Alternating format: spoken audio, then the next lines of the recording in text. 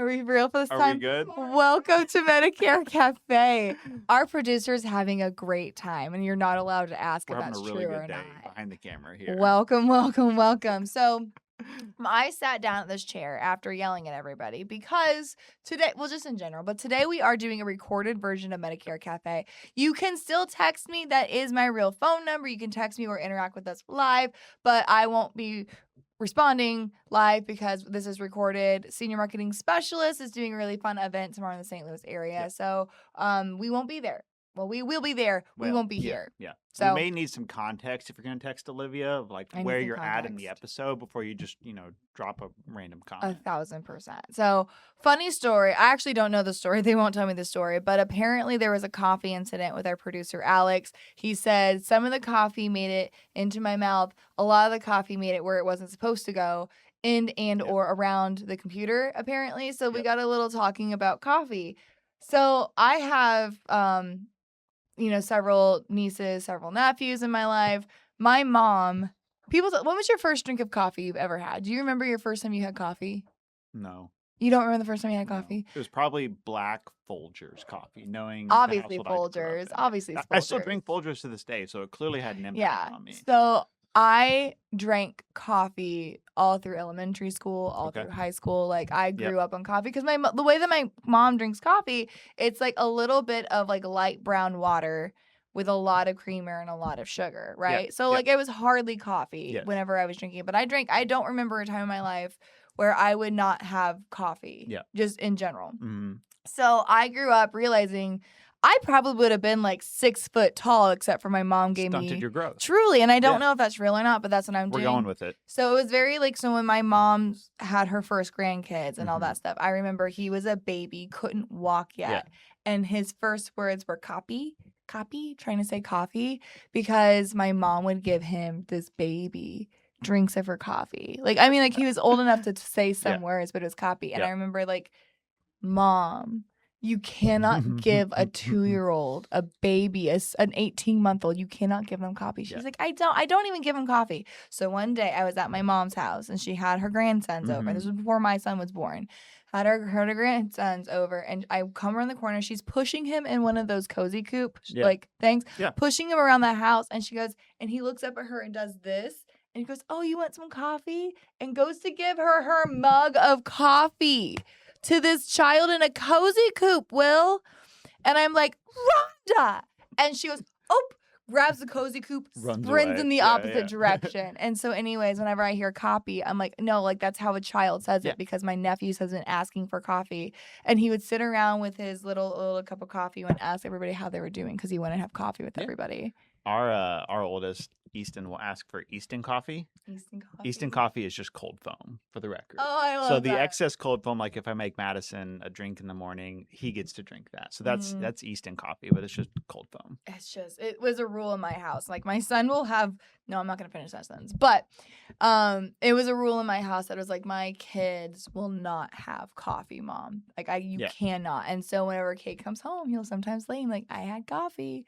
And I'll have to call my mom, and she's like, no, he didn't. He's lying. Who do you believe in that instance? I don't believe any of them, honestly. They're all liars and filthy liars. So if having coffee is not the truth and not having coffee is not the truth, what is the truth? The truth is the Schrodinger's cat. You guys know that Schrodinger's cat? Schrodinger's cat. Yeah. Yeah. Okay. If I just don't ask about it, I don't have to think about it. Okay. Fair enough. Guys, on this episode of Medicare Cafe, we wanted to talk about, Will and I wanted to, oh, by the way, here are your hosts. My name is Olivia Richardson. Hi, guys. I'm back. And his name is Will. His name's not back. Hi, Zach. I'm Dad. We're here. It's been a day. It's 10 a.m. here. We did record at 10 a.m. still, which is honestly good for us being on brand. We wanted to talk about top sales mistakes that we see agents making in 2026. So we each prepared, I told Will to prepare 3. I actually prepared 4 in case he took one of mine. So we have our top 3. So we'll have 6 top sales mistakes total that we want to talk about, things to avoid, especially going into AEP, but just like if you're not closing enough, if you are feeling like your sales process is too long, if you're feeling like you just don't have consistency, here is 3 mistakes, aka 6 mistakes that you should be avoiding. Will, why don't you go first? Okay, so my first one that I have is leading with the product or the premium. So people lead with product, lead with premium. Tell me Yep. more about that. So I'm not going to name any names, Oh. but a couple of AEPs ago, there was a carrier that was offering golf clubs Yeah, as the we know benefit. her. And how many times did we see agents lead with that Literally as a product led, like, benefit? yes. And then what happened? And then the golf clubs, like mid-year, were like, can't do that anymore because They of went course away. you can't. Of And course you how can't. many angry consumers So many. did agents get calls from? So Because we led with that as a benefit of the plan. Mm-hmm. That to me is failing to do your due diligence. Yeah, Of, hey, this is a great perk, but it's not the reason you should pick this It's a life plan. insurance. And I'll tell you what, that's one of it where I'll see it even more common because I literally just had this conversation. So, and it's when people are selling the dental benefit over anything else. Mhm. Yep. And it happens a lot, especially for your healthier people, because like a lot of your healthy people will use the dental benefit more than they'll Yes. use the health benefits. I was at a baseball game with my nephew. I have a lot of stories about my nephews. Then baseball, a little t-ball game, not t-ball, coach pitch. They get very sensitive Very about different. it. Those are very different. Very things. sensitive about Yes. coach pitch versus t-ball. Yes. Without it, and a family friend was there, and they of Mhm. course use an agent that I Yep. know who the agent is, and Yeah. anyways, comes up to me and it's just like, what do you think about this thing? I told my person that I wanted to go to a different dentist. That dentist didn't take my plan. So they Mhm. switched me health plans. Now I can't use the doctor's office that I work at. I Oh. no longer can go to the doctor that I work at because and I said, of course, this conversation looked a lot different than that. I'm giving you the clip notes, but I was just like, how could somebody, and I know all the people involved, like, they literally said, you said, I want to go to this dentist. So they switched your entire health coverage because of the dental benefit. And they and the consumer had no idea. I said, you should have just gotten a different dental coverage. And I think that's part of why we've seen AEP for agents the last couple of years be so insanely stressful. Where you're moving so much of your consumer block from left pocket to right pocket because we're selling on the hot benefits for that year. It's, oh, this plan has the best dental. Everybody's got to have the best dental, when maybe the option is just a standalone dental policy on top of their MA plan. It is, in a lot of cases, especially as of late, a good idea to sell a standalone dental plan with the Medicare Advantage plan, even if that plan has adequate dental. Yes. Because that will change every year. Yes.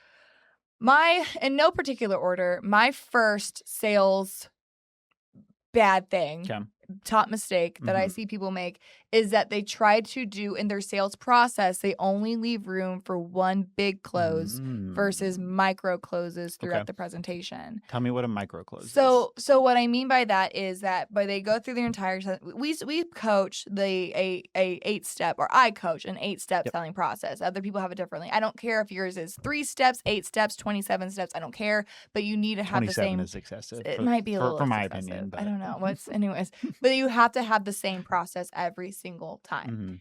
What a lot of people, when they find their mistake doing, is that they go through the process without actively checking in with their consumer. And so when they get to the part where it's like, okay, now I'm ready for you to say yes to this benefit package, the consumer's not quite there yet. Maybe they are confused on why a MedSet versus Advantage. Maybe they're confused on why they need this cancer insurance. But they might be confused. So what a micro check-in, what that will look like will be, asking questions along the line like, so does that make sense to you? Okay. Does you that get small yeses just along the way? just get them used to saying yes. Get them used to and understanding, like getting them a part of the process and getting small yeses throughout the process to where it's not that big of a yes at the end. So asking questions like, does this solve this problem? You mentioned that you were really nervous about that you have a family history of cancer. Would this solve that like financial burden of cancer? And when you get them to say yes consistently, the yes at the end is a no-brainer versus they've like a talked big themselves moment. into it by that They point. talk And that's probably the themselves in wrong way to say that, but they've said yes to you along the way, that if you say, hey, this is my recommendation, it's like, oh yeah, that makes sense. I agreed with them along the way. When they say, no, that doesn't make sense, you handle one small objection versus God knows the objections, and they don't even know the objections at the end of the appointment. So you're handling them each piece at a time. Yeah, I love it. Number two for me is making assumptions. What this comes down to for me is assuming your consumer wants to shop a certain way. So we see it all the time that agents will say, oh, well, they're sick. They need to go into a Medicare supplement because they're not going to have any out-of-pocket exposure. Or, well, they said they're on a fixed income, so I'm not even going to bring up any of the extra necessary products, or their house isn't very nice, I'm not going to ask how they're paying for their health insurance Oh in my God. retirement and missing out on annuity business because Yes. we've made an assumption. I don't know how many annuity producers I've talked to that have said, I've wrote my biggest annuities in trailer homes or in homes that are Yes. run down because they're just holding on to cash for dear life. They're just holding on to cash. I will tell you. So when I did door-to-door campaigning, Mhm. one of the things I had to do, my favorite places to go to is senior housing because Yep. they're all grouped together Yep. and they all want to talk to you. So Yeah. I would go door-to-door senior housing Mhm. to get them to either donate to a cause or something like that. So the places where I would get the most money was in the places with the worst like looking conditions because they didn't care about what their art on the wall. They didn't care about cleaning. They didn't care about that. But if you could talk to us about something that they cared about, they had, I mean, like taking cash out of mattresses because they didn't trust banks. They didn't, they like, it was like, I'm just adding to your point. Don't assume you know what they care about based on like what their house looks like. You should still go through your entire sales process, to Olivia's point, with them, no matter the situation they come to with us. Hey, this is just how we do things. Everyone gets a very structured introduction. We get a very structured process where we go through all the benefits. You get a full scope. I don't assume because X, you're going to get Y, and I'm going to lead with Y instead of doing a full presentation for you. One of the most wealthy people in Columbia, Missouri drives like a 1970s like Buick LeSabre, wears dirty clothes every day, and goes and drinks at the Black and Gold pub, like a townie bar. And he has to be probably the most wealthiest person in mid-Missouri. And like you would never know. Like you just, great point. Great point. Olivia, what's your number 2? My number 2 is I think a lot of agents try to cross-sell after the close. And you and I kind of differ our opinions on this. Sure. I'm a big one that I like to present product while you're presenting, like product like the necessary products, the cancer insurance, dental vision, hearing, home health care, like that, while you're presenting a Medicare supplement or a Medicare Advantage plan. I like to make it appear as a bundle. Now, yes, you're being ethical. You're making sure they understand these are different products to solve that. But what I see a lot of agents do is that they get really excited about the big commission sell, the supplement or the Advantage plan. And then once like they're in the process of signing the app, or once they've like gone through the application, put it off, then they'll try to sell a hospital indemnity, or then they'll try to sell a cancer insurance. I always equate it to when you're shopping at like a clothing store, or like when you're doing, whatever. Once you decide, like once you make it to the checkout counter, you're not going to pause and go back for that thing you forgot. Like if you're buying for an outfit for a Christmas party, you're not going to go and buy the dress and then while you're in the checkout counter be like, "Oh, I need shoes with this." Even though you need shoes with it, you're done with that. When you try to sell an ancillary product after filling out or closing a sale on the Medicare Supplement, Medicare Advantage plan, that's like I'm already checked out. I'm on to the next thing. So making sure that you're not trying to cross-sell or making sure that you are trying to cross-sell before the close and not waiting until you can guarantee the core product and then try to add on the others. Yeah, I think the way that I like to look at that is I like to buy cars. For those of you that don't know me, I go through cars quite a bit. I've had a lot of cars in my life. But when you get to the finance manager's office and then they start saying, well, hey, what about this package or this package or this one? Do you want our car wash deal? Do you want our service package? Trying to tackle that up front versus the, but wait, there's more approach. I know a lot of agents that like to tackle necessary, not ancillary products in a follow-up phone call.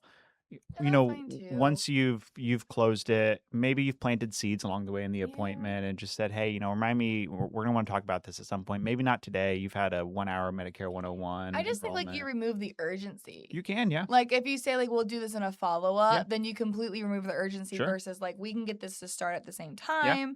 Yeah, I don't know. If you're doing it, fine. Yeah. Whatever works for you. Doing it is better than not doing it. I just 100%. think you'll have more success if you create the urgency. Because like take your car dealership example, I would probably be more likely to buy the extended warranty if I didn't already have the price in my head. I had a negotiated price. If they come to you and say, this is your monthly payment with the warranty with included, everything they're else, probably closing Olivia 10 times out of 10. I am a sucker for an extended warranty. Listen, it's probably paid dividends at this point. I did blow up a car once. Yeah.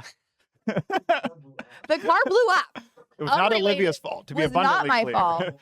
She didn't set that up very well for herself. When she said, I blew up a car, it was... The car blew up while I was driving it. Yes. She's okay, clearly. She's still here in 3D with us. If it's emotionally, not so much. It was Well. kind of traumatic. Anyways, but you're 100% right. If they came to me and said, if we do everything today, this is what you're going to pay, then I'm so much more going to be safe versus I agreed on a price, shook hands with the dealer. I shook hands like, yes, this car's mine. Now you're going to try to get more money out of me. Like, I'm done. I already have a price in my head. I don't need that. Yep. Number 3. Last one that I had, and I called this "Don't Lose Your Ted Lasso." So I don't know if you watch Ted Lasso. I have it before, but I hear it's the most wholesome, beautiful thing. I love Ted Lasso. I aspire to be a lot like him in my life. But what makes the facial hair for him? You could have a Ted Lasso mustache. See, my wife has vetoed the mustache only look, despite many argument cases. You're on vacation next week, aren't you? Yes. Yeah, I think you should just like let it go. Do it. I've tried to talk her into letting me mustache only. No one's and I've gonna lost see you. Just do it. She will, and she's the main opponent against it. Yeah. I'll talk. Anyways, and the reason that he's such a good coach and makes such the impact on his players that he does is because he never loses his shine and his personality.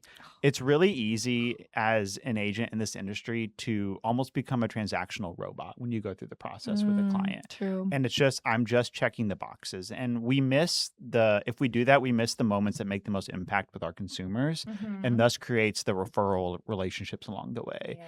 Yeah. They could go on Google and find 5 other agents within a reasonable distance drive to them, most likely, and get a Medicare transaction done. But they can't create a real relationship if you don't allow your personality to show. When you lose that, it's time to get out. Yes. It's time. 100%. And I don't mean get out of the industry. Maybe it means that you need to start adding downline. Yeah. Like if you've lost your hunger for it, if you've lost that your why for it, then it means that it's now time to start coaching others to do what you're doing. Or you need a vacation. With a mustache. Very important point. Hear me out. Or you need okay. What was your last one? My last one is going to be, I think one of the biggest things if you're experiencing people who get buyer's remorse, which is common with insurance. It is, right? Because especially if you're talking to people who've been on Medicare for a while, which I love those clients. They're new to me, not new to Medicare. They are an underserved population. Yes. And they're a much easier lead generation than a T65er, right? Everybody wants a T65er. Everyone wants a T65er. I would prefer to go for somebody who's been on Medicare for a little bit.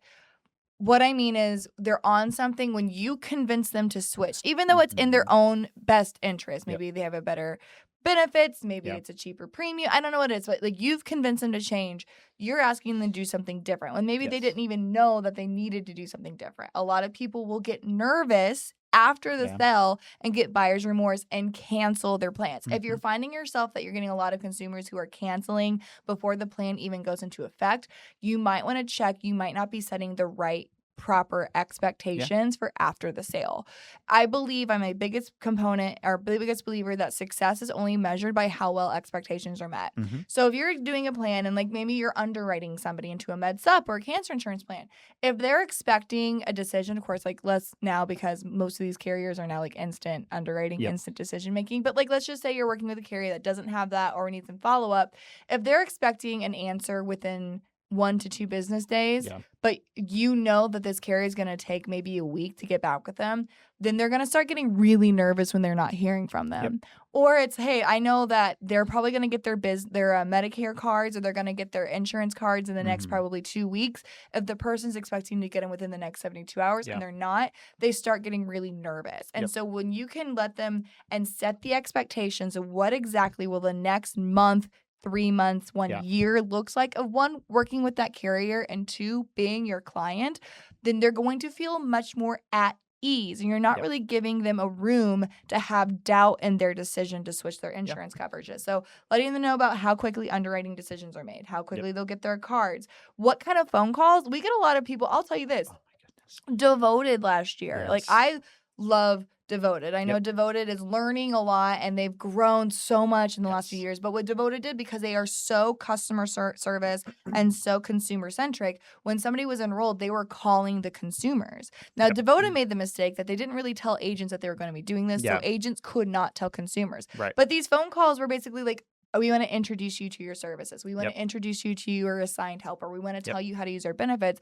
But the consumers are like, why are they calling me? What's happened? They were so confused. Yeah. If the agents would have been given the opportunity to say, hey, you're going to be getting called from your insurance carrier, they're going to teach you how to work with them, teach you, then that would have been a really awesome, engaging phone call that everybody would have enjoyed. So it's just, if they're not expecting it or they're expecting something different, a different level, then it's going to make them uncomfortable and it's going to reflect on you as the agent versus what the carrier's doing.